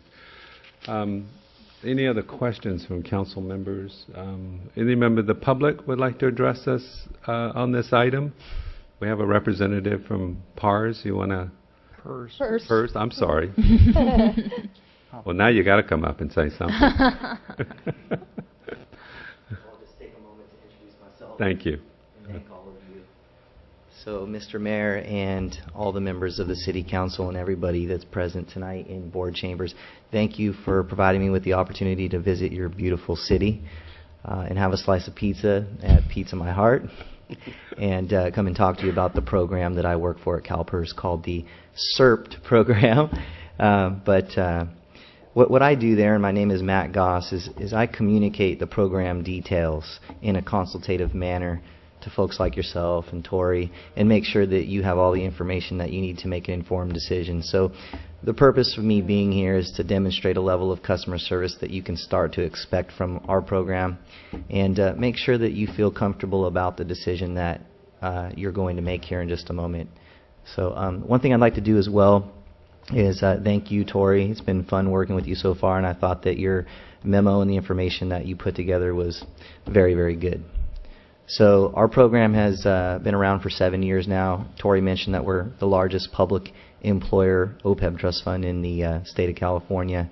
You saw the numbers. We have currently 101 cities and towns up and down the state of California that are pre-funding to whatever extent. A couple pieces of information that I think might be helpful to you to understand, and I think it was alluded to, is that this is a voluntary trust fund. It's much different than our pension fund at CalPERS. You join voluntarily. You can terminate that contract at any time. There's no termination clause that requires you to be with us for a certain window of time. If and when you want to leave the program, you're required to transfer these irrevocable assets to another qualifying trust. We reserve up to 150 days to do that by contract. We've done this before. It usually takes around 75 days to accomplish that transfer. So much different than the pension fund. Once you're on board and you're contracted, contributions are completely voluntary. So all of these monetary amounts you're discussing, they can be adapted at any point. We don't dictate that you fund a single dime ever. So you can match budgetary conditions annually as you move forward. Now, ideally, you want to pre-fund your OPEB liability as it continues to grow. That would be an ideal scenario, but the budget may not match the ideal mindset from one year to the next. So you have that flexibility. We also have, as mentioned, 3 asset allocation strategies, which you can change to at any point in time.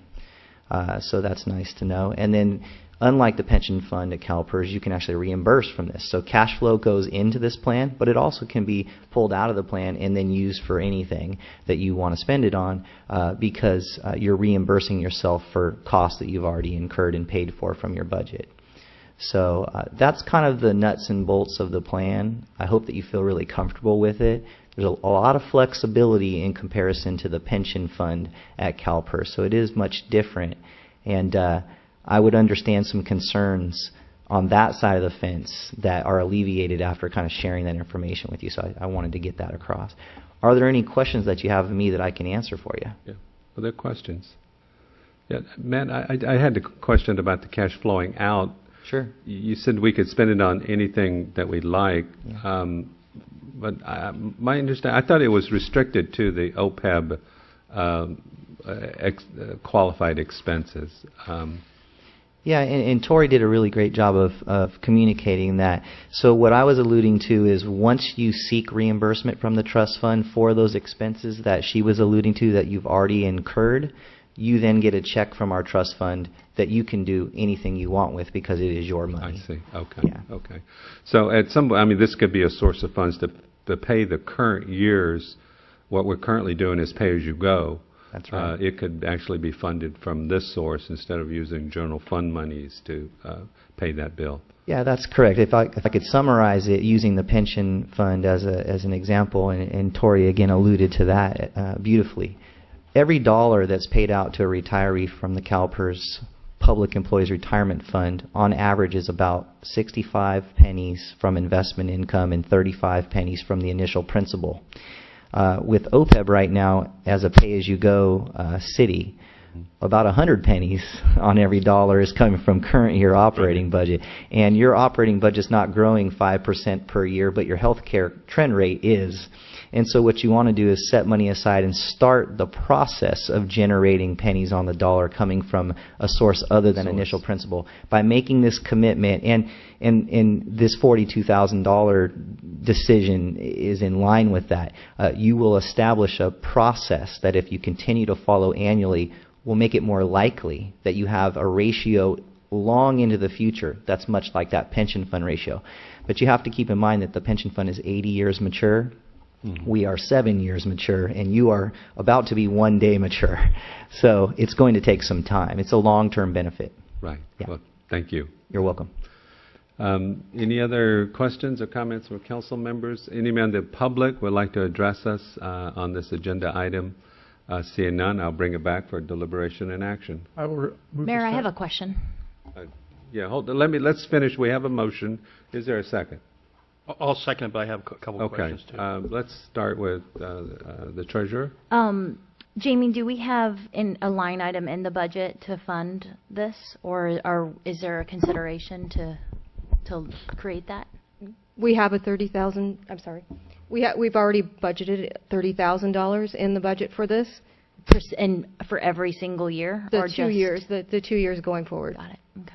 But I do think that in next year's budget, if we do decide to fund it at the what is the actuarial accrued liability level, the required contribution level, we would try to budget at that in next year's budget, at least in the proposed budget. Great. Okay. Dennis? I want to apologize for my ignorance on this whole subject, but I was not even aware that we actually gave medical benefits to someone after they retired beside police officers. I was not aware of that. And so just in clarifying some of my questions I have, it says here that in participating employees, so some employees choose not to participate in this program and some do? Yes, when an employee retires, they have an option of continuing with the CalPERS healthcare plan, and those that don't elect to continue and use another healthcare plan, we don't pay that $119 towards them. It's only the ones that choose to remain with the CalPERS plan. So if they have another program, they couldn't use this one? Is that what you're saying? No, they could. It would just be that the city would be paying that $119 for them. They wouldn't get any additional funds if they chose to use another healthcare program. Okay. And so the monthly amount, it states here, who makes this compensation requirement? Who is it that governs compensation from public employees going in? Who is the agency that makes that requirement? I believe it's established by CalPERS, either that or in state law. Lisa? Lisa's nodding at CalPERS. Oh, government code. Okay. How does this tie into Medicare? If you choose not to choose this, you can go get Medicare? Because everybody's eligible for Medicare. Why are we doing this if you can go get Medicare in this program? I believe it covers up till the point of Medicare. Like if you were to retire at 50 as a public safety officer. Right. Do keep in mind that the CalPERS plans, the retirees paying the marginal cost between $119 and the $1,000 a month that the plan costs. Okay. So it's a lot out of pocket. So retirees are eager to get into some cheaper option. It's a very expensive option, and the city pays the legally minimum level that it can for retiree health care. Do we pay into Medicare as for our employees all the way through their employment?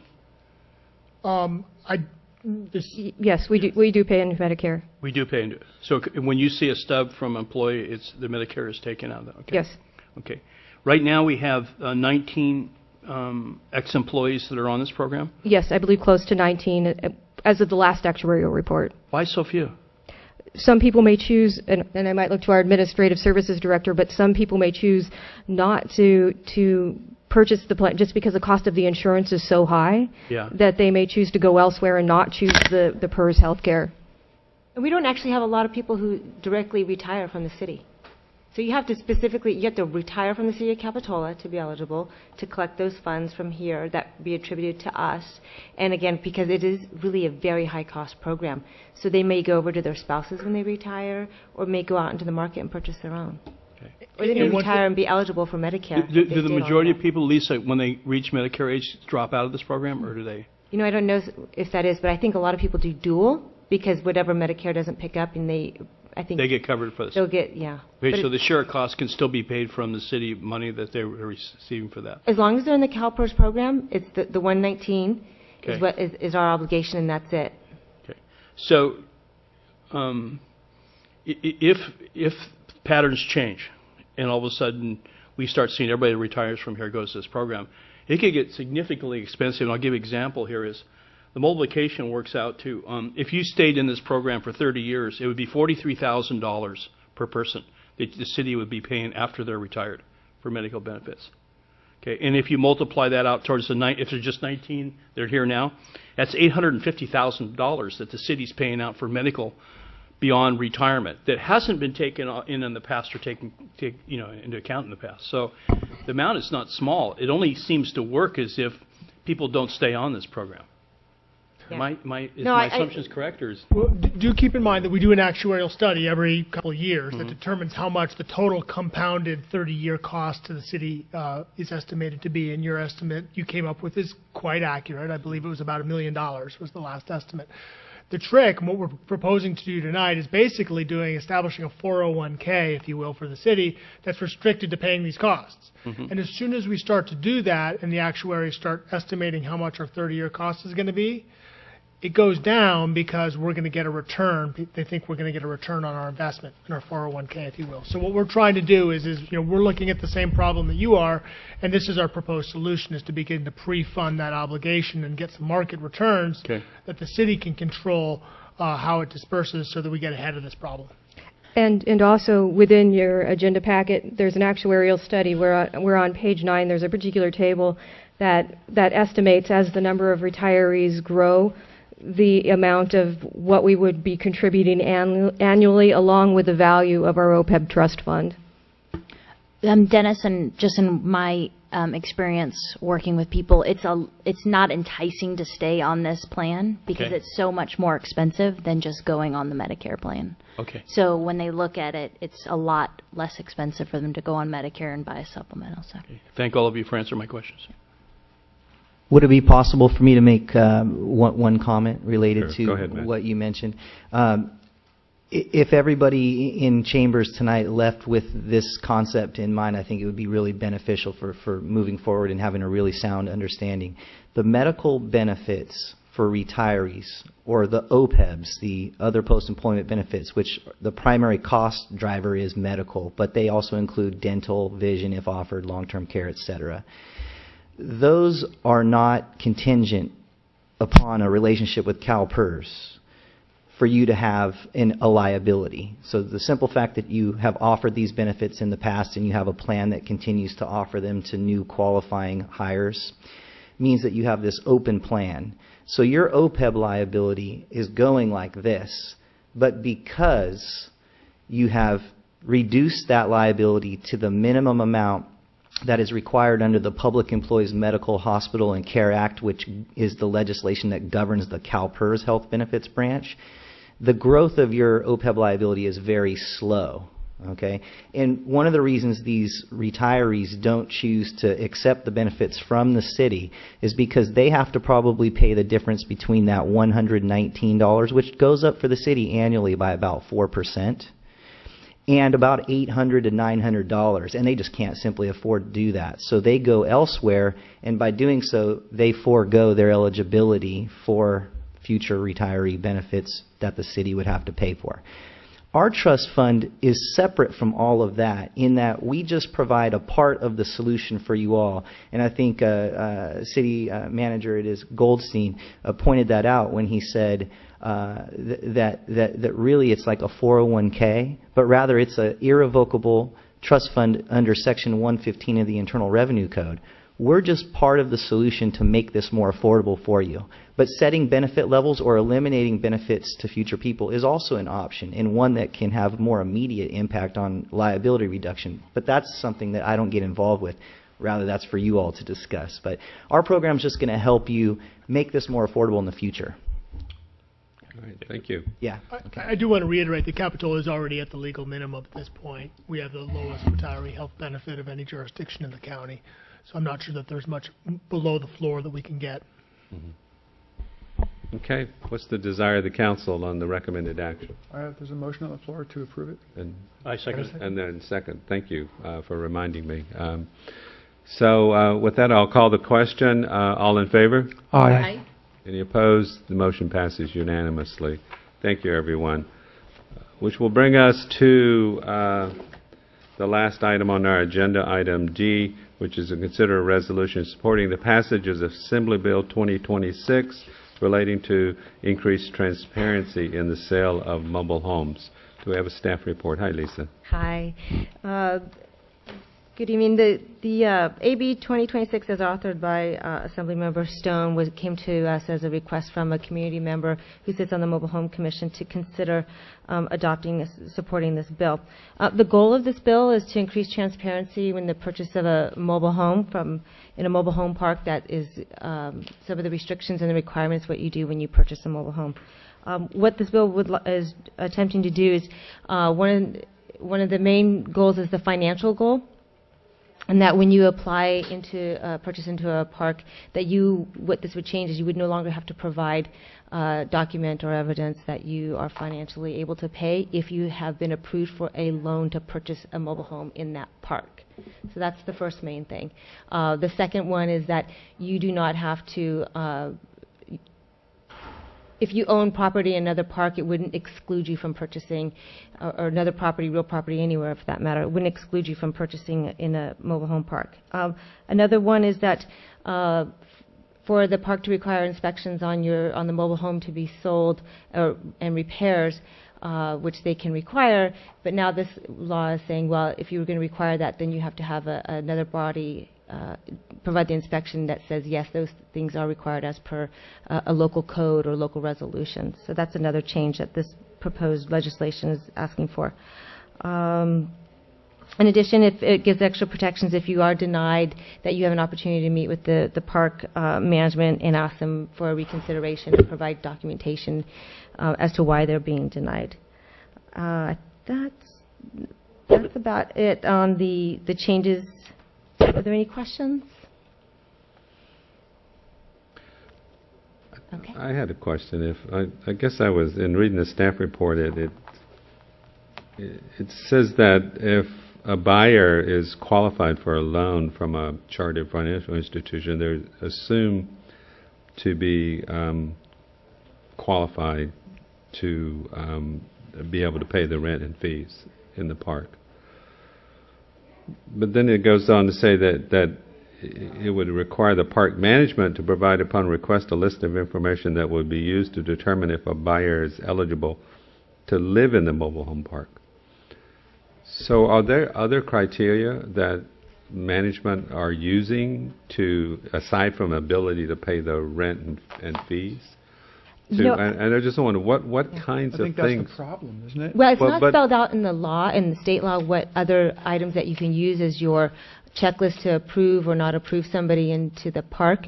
But typically, just from my experience with our mobile home parks, it's about your ability to pay. It's your financial, ability, and you proving the documentation that you can pay these, and they'll ask for documentation and so forth and make their judgment on that.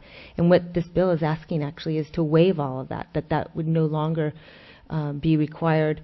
It's presumptive that you are if you got a loan. But the other requirements that maybe they might establish is not governed. There aren't any other items spelled out in this legislation or existing legislation that talks about what other requirements parks may have.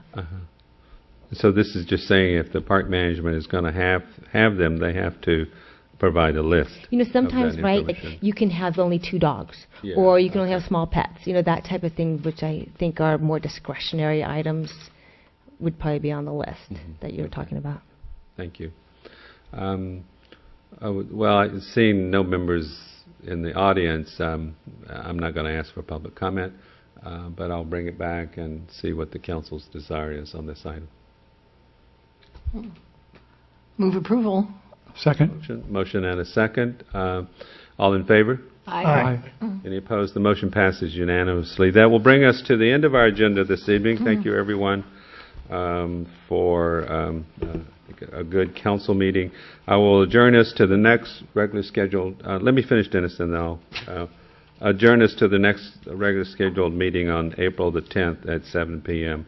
in these council chambers. But before everybody goes, Dennis wants to. I'm sorry, just one question. Jamie, what's the estimated opening of the Lower Pacifico? I don't have the estimated opening on the top of my head. We should have the paving done here.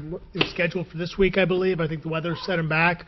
We should see the paving next week, and then we're into landscaping. So, can I make one suggestion? Is you're going to bring back to us the circulation in that parking lot and adjacent roads? Yes, that's coming at the next meeting. Okay, we'll do that before we stripe anything out there, right, or mark everything off? We'll bring it at the next meeting. I believe, given the forecast, I'm not sure we'll even get to paving next week. So, I saw they brought the paving machine in there today. So did they? Yeah, okay. Yeah. But yeah, we definitely before we're going to be open, and we're going to get that thing. Remember, before they do any markings out there, right? I don't know the schedule for marking. I think that's a good idea. I think before we mark things, we ought to really know how that circulation is going to work and just look at it anyway. I'm sure the engineers already made a decision, but I think there's a real concern about letting how traffic comes out on the Bay Avenue side. So, You want to have a special council meeting at noontime as they get closer to it, and we can look at the plans? Yeah, I'm hesitant at this point with the contractor. It's been a little bit of a challenge getting through this process to start to dictate from here what the schedule is. We have an approved set of plans that includes striping the lot. You've asked for a meeting, and we plan to bring it to the next agenda, which would be a discussion about the hours of operation and how the lot would be managed, and that's coming up on your next agenda. Obviously, if you'd like, we can do what we can to avoid painting before that. But no, not go to paving. I'm not concerned about that at all. I'm concerned about striping the lot before we look at circulation within the lot and how ingress and egress from that property. We have a plan already that was striped in the plan that Steve gave us. I'd like to know how we can change it to make it any better, except going in and going out.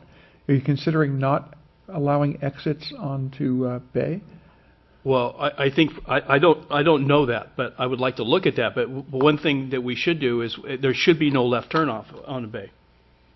Yeah, there should absolutely no left turn. You go look at it right now, and you go stand there at that intersection. Your sight line's about 30 yards up the road when you're coming out of there. Number one. Number two is that you can imagine people stacking up to get out of there and trying to make a left turn when there's people still coming into town trying to get in that lot. That exit is not in a good place. No, I know we didn't have a hear lot you. of choice. I hear you, but I don't know that that changes the way we stripe the Right. lot, but it definitely changes the signage, Well, for sure. it may change how you circulate down below there, because there's a turnaround inside there. I don't know. Jamie, I just thought- is this scheduled to do the striping before our next meeting? You know, I just don't know. I would be surprised if it was, but I'd hate to tell the council that I guarantee that we won't be painting next week and then suddenly find out that I just incurred a $10,000 change order by saying that. I will do my best to avoid painting before that. I don't think that if we're No, talking I'm not about- saying paving, Jamie. I know. Striping. Painting. Oh, I'm sorry, painting, okay. I don't think that how we stripe the individual spaces and number them will have an impact. And if we do have no left turn, for example, out of Bay Avenue, or we have that seasonally open one of the exits or something, I don't think that's going to affect how we stripe the actual spaces. The spaces are, frankly, you'll recall that the spaces are in this porous pavement area. So they're pretty darn delineated anyway. All we're doing is dividing it up into 8-foot chunks. We're going to put those big giant numbers there. Yes. Can we put smaller numbers? I think we're going to have a hard time keeping the numbers on that material at all, but I thought the numbers were going on the pavement in front of the DG. you're right, they are. They're staying on the asphalt. That's correct. Okay. So we can actually see the numbers. Yes. Well, maybe if I could propose, Jamie, you could check the schedule for I'll the do work my- orders and see when the striping is scheduled to take place. Yeah. And if it's going to be before our next council meeting, why don't you let me know, and we can have maybe a discussion if the council wants to call a special meeting to look at it. About flow, yeah. Right. That'd be fine. Yeah. It's probably better for us to get in front of it than to be talking about it afterwards. Sure. So does that work for you, Dennis? Here, one more question too. Sure. Is there seemed to be some discussion about bringing the Stockton Avenue intersection back here. Is that coming back at the next meeting too? Is that what the plan is for that, Jamie? Particularly as it relates to private funding. We've been talking to some of the neighbors about whether or not they want to contribute, and we're going to bring an update to the council on that. Thank you. Thank you. And I did meet with the neighbors regarding that, who were concerned. There's not that many. There's only like 2 people out there. But they were enlightened by the Oh. rationale. They just didn't understand why we did it. Yeah. After I explained that the hazards of the left turn pocket, they started to appreciate what was going on. And it was more, at this point, a matter of one of our local firefighters questioning whether the island was too big to let an engine easily pass and make the turn. So, that's a good question. and I sort of put him in touch with Steve and said I'd asked that question. And we don't have high marks on traffic islands in this city, even though we love them. And I was going to suggest maybe at a future date that we consider doing a temporary island there until we understand that it works, and then pouring concrete. So that item is Okay. scheduled for the next meeting. Thank you. Great. All righty. Well, thank you, everyone. Good night, Capitola. Thank you.